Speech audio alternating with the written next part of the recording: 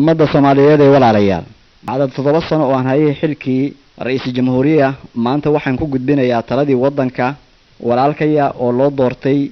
demokratinimo loogu doortay wadanka taladiisa oo baarlamaanka uu doortay waa xaq waa caadi in ummadda wadanku ay isku bedeshaa talada oo shacabka magaciisa ayadoo taladii lagu oofsanayo ninba markiisa lagu eega shacabka oo magaciisa talada lagu oofinayo oo kaligiis daata siyaadada isaldada leh waqti walbana wixii amaraho la bixinayo magaciisa lagu bixinayo 12 saacadood ama 6 saacadood oo maghribka 30 Juun oo bisha tan aynu marayna ah yaa bilaamaysa inaan ku noqdo inaan idinku khidmeeyo kayfiye kaleento kayfiyadaasuna waxa weeye baarlamaanka wadanka inaan cudbi ka noqdo aan ku noqda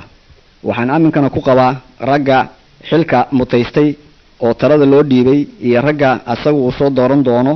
inay wadanka juhdigooda dhan lillaahi ay ugu wadayaan rag u soo khidmeeyay wadanka ana weeye kaalmaysan doonana khibradooda iyo waxtarkii ay wadanka ku soo tari jireen ama kaalmaysan doona talada iyo la taliska intayada wadanka maslaxadiisa ka kormarinaya wax walba waxaan idin soo jeedinayaa tahniyadeyda iyo mahadeyda ixtiraamka aad ixtiraamteen iyo aaminka aad aaminteen 7 sano aan soo dhaafnay oo xilka wadanku u isaaraa wadanku maanta xorriyada uu qaatay ilaa maanta awqaad tira badan oo dhib ah oo shida uu soo maray abidkiina waa uu ka soo baxay waqti walba dhibaatada asagoo ay u qowowday oo xoog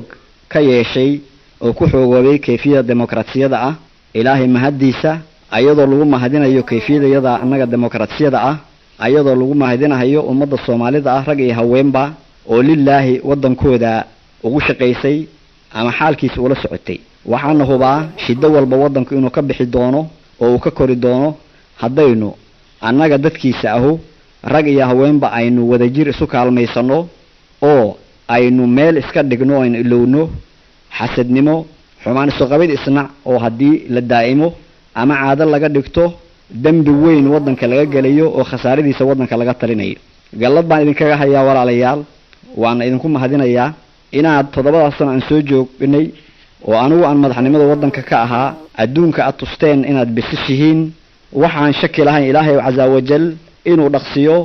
noo oofinayo qasadka yaga Soomaaliyay walaalayaal inta baan idinku salaamay salaantaydu ha idin gaarto ilaahay ha ximaayeeyo wadanka yaga iyo annagaba Soomaalina ha noolaato